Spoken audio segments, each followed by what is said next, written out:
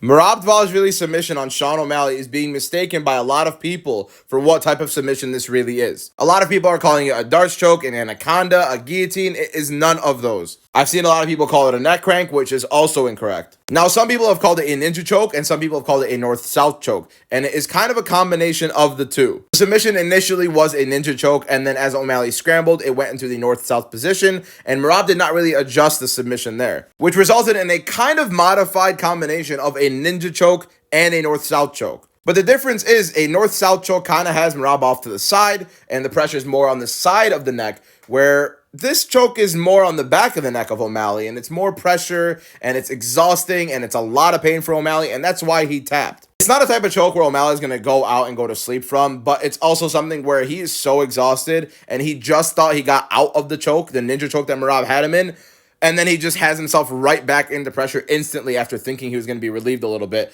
And Merab's chest is on him, and so it's very, very different. Let's go over all the chokes that people are mistaking this for, and then we can compare it as to why this one's a modified version of the ninja choke and the north-south choke. First off, this is a neck crank. Khabib versus Conor's most notorious version of it. It is mainly on the chin, and you are using that pressure on the chin to crank the neck. That's the pain. It could also break your jaw. That is not what Sean O'Malley was going through. Now, this is a ninja choke. Jean Silva's forearm is right on Bryce Mitchell's throat, and that's where you get that ninja choke. It's what Merab initially had on O'Malley before he scrambled. This is what you call a darce choke, where the arm starts in from behind the arm of the defender, and then it goes across to get the choke, and the lock arm is right next to the neck. That's a darce. Another example of the darce is Oliveira trying to do it on Sarukian at the end of their fight. An anaconda is where the choke starts right next to the neck, and the lock arm is across the other arm of the defender. This is what Kevin Holland did to Vicente Luque, which a lot of people were mistaking for a darce. And this is a north-south choke. It's off to the side where the pressure is still on the side